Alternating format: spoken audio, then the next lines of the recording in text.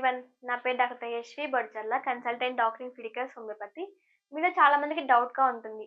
మేము ప్రెగ్నెన్సీ కోసం ఎంత ట్రై చేసినా కూడా మాకు పిల్లలు లేకుండా ఉన్నారు.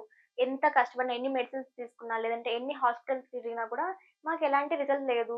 రిపీటెడ్‌గా ప్రెగ్నెన్సీ వస్తుంది. బట్ ప్రెగ్నెన్సీ ఎర్లీ స్టేజ్‌లో లాస్ అవుతుంది అనుకుంటూ ఉంటారు. అసలు ఏంటి రికరెంట్ మిస్‌క్యారేజ్ అని చాలా డౌట్‌గా ఉంటుంది. అసలు ఇది హోమియోపతిలో పాసిబులేనా? రికరెంట్ మిస్‌క్యారేజెస్‌కి హోమియోపతిలో మందులున్నాయా? హోమియోపతి వల్ల కూడా తగ్గుతుందని చాలా మంది డౌట్ పడుతూ ఉంటారు. అదంటే ఏంటో నాకు క్లియర్‌గా ఎక్స్‌ప్లెయిన్ చేస్తాను. అసలేంటి రికరెంట్ మిస్‌క్యారేజెస్ అంటే 1 లేదా 2 సార్లు కంటే ఎక్కువగా ప్రెగ్నెన్సీ లాస్ అవ్వడం. అంటే వితిన్ 3 మంత్స్‌లోనే, 1 మంత్‌లోనే ఇలా ఎర్లీ స్పాన్‌లోనే ప్రెగ్నెన్సీ లాస్ అవ్వడం మనం రికరెంట్ మిస్‌క్యారేజెస్ అంటూ ఉంటాం. ఇది చాలా మంది కపుల్స్ ఫేస్ చేస్తున్న ప్రాబ్లమే. కొంతమంది వాళ్ళు ఎంత ప్రెగ్నెన్సీ కోసం ట్రై చేసినా కూడా ప్రెగ్నెన్సీ ఏమో పాసిబుల్ ఉంటుంది. పాజిటివ్ చూపిస్తుంది. మళ్ళీ 1 ఆర్ 2 మంత్స్‌లోనే వాళ్ళకి బ్లీడింగ్ గాని, స్పాటింగ్ గాని కనిపిస్తుందనమాట. ఇలా కనిపించడం వల్ల వాళ్ళకి ప్రెగ్నెన్సీ లాస్ అయిపోతూ ఉంటుంది. అసలు ఎందుకు ఇలా వస్తుందంటే, ఇది ఇన్‌ఫెర్టిలిటీ కాసెస్‌లో ఇది కూడా ఒక వన్ ఆఫ్ ద ఫ్యాక్టర్ అనమాట రికరెంట్ మిస్‌క్యారేజ్ అనేటివి. కానీ 100 మెంబర్స్‌లో ఒక 30-40 మెంబర్స్‌కి కూడా ఈ రికరెంట్ మిస్‌క్యారేజ్ వల్లనే ప్రెగ్నెన్సీ రాకుండా ఉంటుందన్నమాట. మేల్ ఫ్యాక్టర్స్ అయిన స్పెర్మ్స్ అవ్వనివ్వండి, అన్నీ నార్మల్‌గా ఉంటాయి. అదేవిధంగా ఫీమేల్ ఫ్యాక్టర్స్ అనేటివి కూడా నార్మల్‌గా ఉంటాయి. కానీ ఎందుకు ఇలా రికరెంట్‌గా ప్రెగ్నెన్సీ లాస్ అవుతుందంటే, చాలా కారణాలుంటాయి. అందులో మెయిన్‌గా వచ్చేసి ఎలాంటి కారణాలుంటాయంటే, ఈ రికరెంట్ మిస్‌క్యారేజ్‌లో మెయిన్‌గా వచ్చేసి మెటర్నల్ ఏజ్ అంటాం. మెటర్నల్ ఏజ్ అంటే ఆఫ్టర్ 35 ఇయర్స్ తర్వాత ఆడవారిలోనే కేవలం వాళ్ళ ఎగ్ యొక్క కౌంట్ తగ్గిపోతుంది. అదే విధంగా ఎగ్ యొక్క క్వాలిటీ కూడా తగ్గిపోతూ ఉంటుంది. ఇలా 35 ఇయర్స్ తర్వాత ప్రెగ్నెన్సీ స్టేట్‌లో ఉన్నప్పుడు వాళ్ళకి ఎలా ఉంటుందంటే, ఆ ఎగ్ అనేది ప్రాపర్‌గా ఫార్మ్ అయ్యి ఉండదు. అది కనుక ఫెర్టిలైజేషన్ జరిగినట్టయితే బేబీ ఫార్మ్ అయినా కూడా ఆ బేబీ కంప్లీట్‌గా 9 మంత్స్ క్యారీ చేసే కెపాసిటీ తగ్గిపోతుందన్నమాట. అందువల్లనే వాళ్ళకి ఇలా అడ్వాన్స్ స్టేజ్‌లో ప్రెగ్నెంట్ అయినట్టయితే అలాంటి వారిలో కూడా ఎర్లీగా మిస్‌క్యారేజ్ వచ్చే అవకాశం ఎక్కువగా ఉంటుంది. నెక్స్ట్ వెజనల్ మైక్రోబ్స్ అంటాం. వెజనల్ ఏదైనా ఇన్ఫెక్షన్స్ ఏదైనా ఉన్నప్పుడు, లేదంటే రికరెంట్‌గా యాంటీబయాటిక్స్ యూజ్ చేయడం వల్ల, ఇలా ఇన్ఫెక్షన్స్ ఉన్నప్పుడు, ఇలాంటి కండిషన్స్‌లో కూడా ఫర్దర్‌గా ప్రెగ్నెన్సీ పైన ఎఫెక్ట్ చూపిస్తాయన్నమాట. ఎర్లీగా మిస్‌క్యారేజ్ అయ్యేలాగా చేస్తుందన్నమాట. నెక్స్ట్ ఇమ్యూనలాజికల్ ఫ్యాక్టర్స్ అంటే మన బాడీ ఓన్ సెల్స్ ఇమ్యూన్ సెల్సే ఆ ఫార్మ్ అయిన ప్రెగ్నెన్సీని యాంటీజెన్‌గా డిటెక్ట్ చేయడం జరుగుతుంది. ఇలా యాంటీజెన్స్ అంటే ఫారిన్ బాడీ‌లా ట్రీట్ చేస్తుందన్నమాట. అంటే మన సెల్స్ మన ఓన్ సెల్స్ మన బాడీలో ఫార్మ్ అయిన బేబీని కూడా ఫారిన్ సెల్స్ లాగా ట్రీట్ చేసి ఆ బేబీని డిస్ట్రాయ్ చేయడం జరుగుతుంది. దీని వల్లనే వాళ్ళకి ఎర్లీ స్టేట్‌లోనే వాళ్ళకి స్పాటింగ్ అవ్వనివ్వండి, బ్లీడింగ్ అనేది కనిపిస్తూ ఉంటుంది. ఇదొక ఇమ్యునలాజికల్ ఫ్యాక్టర్స్ వల్ల కూడా ప్రెగ్నెన్సీ లాస్ అనేది కామన్‌గా ఉంటుంది. నెక్స్ట్ హార్మోనల్ చేంజెస్ అన్నమాట. హార్మోన్స్ అనేటివి ఒక ఇంపార్టెంట్ రోల్ ప్లే చేస్తాయి. ప్రెగ్నెన్సీ టైమ్‌లో, ప్రెగ్నెన్సీ వచ్చే ముందు, వచ్చిన తర్వాత. అదే విధంగా మెయిన్‌గా ప్రెగ్నెన్సీ టైమ్‌లో హార్మోన్స్ అనేటివి మెయిన్‌గా బ్యాలెన్స్ ఉండేలా చూసుకోవాలన్నమాట. ఈ హార్మోన్స్ అనేటివి ఇంబాలెన్స్ అయినట్టయితే మెయిన్‌గా ప్రొజెస్టెరాన్ హార్మోన్. ఈ ప్రొజెస్టెరాన్ హార్మోన్స్ అనేటివి ఆ ప్రెగ్నెన్సీ క్యారీ అయ్యే స్టేట్‌లో ఇంపార్టెంట్ రోల్ ప్లే చేస్తాయి. ఆ బేబీని హోల్డ్ చేసుకోవడంలో గాని, బేబీకి న్యూట్రియంట్స్ సప్లై చేయడంలో గాని, ఇలాంటి కండిషన్స్‌లో ప్రొజెస్టెరాన్ ఇంపార్టెంట్ రోల్ ప్లే చేస్తుంది. ఎప్పుడైతే ఈ హార్మోన్స్ అనేవి ఇంబాలెన్స్ అవుతాయో, అప్పుడు అలాంటి వారిలో కూడా బేబీకి ప్రాపర్‌గా న్యూట్రియంట్స్ అందక, అదే విధంగా బేబీ సరిగ్గా ఇంప్లాంట్ అవ్వకుండా జరుగుతుందన్నమాట. ఇలాంటి కండిషన్స్‌లో వాళ్ళకి ఎర్లీగా మిస్‌క్యారేజ్ వచ్చే అవకాశం ఎక్కువగా ఉంటుంది.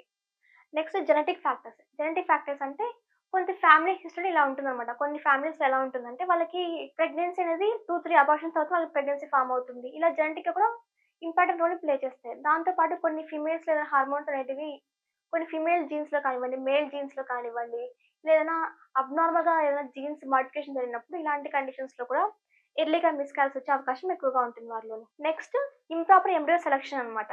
అంటే ఇలా అడ్వాన్స్‌డ్ ఏజ్‌లో బేబీ ఫార్మ్ అయినా కూడా వాళ్ళకి ఎంబ్రియో అనేది ప్రాపర్‌గా ఉండదనమాట. లేదు correct sperm, correct egg meet అయితేనే బేబీ ఫార్మ్ అవుతుంది. లేదు ఇంప్రాపర్‌గా ఇలా ఎగ్ కానీ, లేదంటే స్పెర్మ్ కానీ ఫ్యాక్టర్ డిఫెక్ట్‌గా ఉన్నప్పుడు వాళ్ళు బేబీ ఫార్మ్ అయినా కూడా వాళ్ళకి ఆ బేబీ అనేది కరెక్ట్‌గా ఉండదనమాట.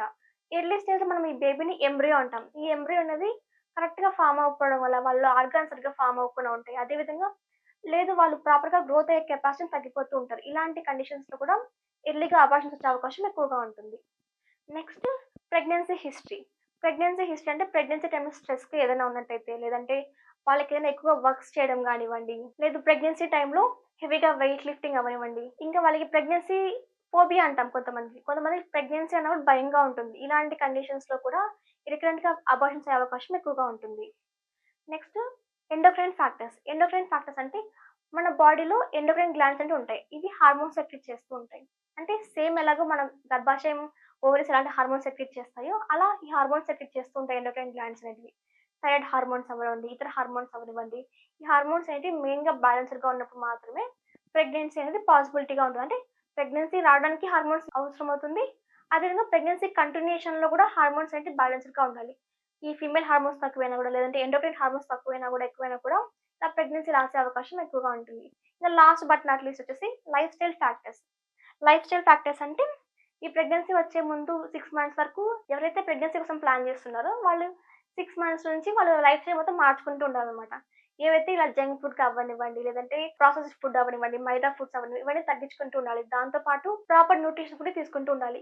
ఈ ప్రెగ్నెన్సీ స్టేట్‌లో ఎక్కువ వాళ్ళకి ఐరన్ ఫుడ్స్ అవసరం ఉంటుంది. మెగ్నీషియం ఫుడ్స్ అవసరం ఉంటుంది. కాబట్టి వాళ్ళు ఐరన్ రిచ్ ఫుడ్‌ని కన్జ్యూమ్ చేస్తూ ఉండాలి. ఇంకా వాళ్ళు బ్యాలెన్స్ స్లీప్‌ని, అదేవిధంగా ఎక్సర్‌సైజ్‌ని రెగ్యులర్‌గా మెయింటైన్ చేస్తూ ఉండాలి.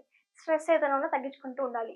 ఇలా లైఫ్ స్టైల్ ప్రాక్టీస్ సరిగ్గా లేకపోవడం వల్ల, అంటే సరిగ్గా నిద్రపోకపోవడం వల్ల, సరిగ్గా ఫుడ్ తీసుకోకపోవడం వల్ల మెయిన్‌గా హార్మోనల్ ఇంబాలెన్స్ స్టార్ట్ అవుతుంది. ఇలా హార్మోనల్ ఇంబాలెన్స్ అవ్వడం వల్ల వాళ్ళకి అన్ని కారణాలు ఎలాంటి ఫ్యాక్టర్స్ లేకపోయినా కూడా ప్రెగ్నెన్సీ లాస్ అనేది కంటిన్యూ‌గా కనిపిస్తుంటుంది వాళ్ళలో.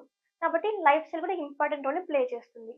ఇలాంటి కండిషన్స్ అలోపతి మెడిసిన్స్ ఏం చేస్తారంటే మెయిన్‌గా వచ్చేసి వాళ్ళు హార్మోన్ టాబ్లెట్స్ అడ్వైస్ చేయడం జరుగుతుంది. ఇక్కడ హార్మోనల్ ఇంబాలెన్స్‌తో మనం వెళ్ళామనుకోండి వాళ్ళ దగ్గరికి, వాళ్ళు మనం సంతానం కోసం ట్రై చేస్తున్నామని చెప్పేసి వాళ్ళు హార్మోన్ టాబ్లెట్స్ యూజ్ చేయమని చెప్తుంటారు.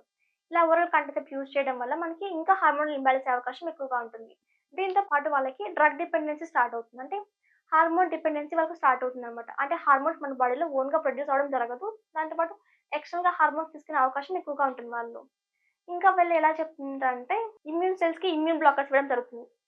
ఇమ్యూన్ బ్లాకర్స్ అడ్వైస్ చేయడం జరుగుతుంది. ఇలా ఇమ్యూన్ బ్లాకర్స్ యూజ్ చేయడం వల్ల లాంగ్ టర్మ్‌గా వాళ్ళకి సైడ్ ఎఫెక్ట్స్ కామన్‌గా ఉంటాయి. వెయిట్ గెయిన్ అవ్వడం అండి, లేదంటే ఇంకా ఇతర డిసీజెస్ రావడం వంటివి కామన్‌గా ఉంటాయి.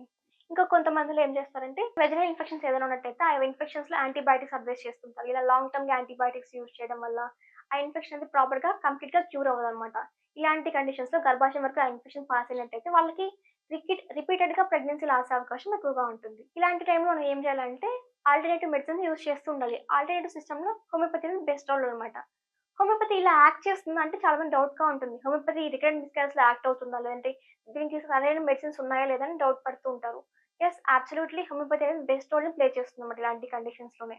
ఎలా అంటే హోమియోపతిక్ మెడిసిన్స్ యూజ్ చేయడం వల్ల మనం ఏదైతే హార్మోనల్ ఇంబాలెన్స్ ఉంటుందో, లేదంటే రికరెంట్ ఇన్ఫెక్షన్స్ అవ్వనివ్వండి, లేదంటే ఇతర కాజెస్ ఏవైతే ఉంటాయో ఇమ్యులాజికల్ కాజెస్ అవ్వనివ్వండి, లేదంటే లైఫ్ స్టైల్ ఫ్యాక్టర్స్ అవ్వనివ్వండి, ఇలాంటి అన్నిటి వల్ల వచ్చే కారణాలను మనం ఎలాంటి సైడ్ ఎఫెక్ట్స్ లేకుండా నేచురల్‌గా మనం కంట్రోల్ చేసుకోవచ్చు. దట్ టూ ఫిడికస్ హోమియోపతిలో టాప్ క్వాలిటీ మెడిసిన్స్ యూజ్ చేయడం జరుగుతుంది. ఇలా టాప్ క్వాలిటీ మెడిసిన్స్ యూజ్ చేసినప్పుడు ఈ కండిషన్స్ అనేటివి మనం సైడ్ ఎఫెక్ట్స్ లేకుండా వితిన్ స్పాన్‌లోనే మనం క్లియర్ చేసుకోవచ్చు. ఇలా చేసుకోవడం వల్ల ప్రెగ్నెన్సీ అనేది ఈజీగా పాసిబుల్ అవుతుంది. ఎవరైతే ట్రై చేస్తుంటారో వాళ్ళకి ఎలాంటి రిస్క్ లేకుండా నేచురల్‌గా ప్రెగ్నెన్సీ పాసిబుల్ అయ్యే అవకాశం ఎక్కువగా ఉంటుంది. కాబట్టి మీరు కనుక ఇలాంటి రిపీటెడ్ మిస్‌క్యారేజ్‌తో బాధపడుతున్నట్టయితే కన్సల్ట్ ఫిడికస్ హోమియోపతి.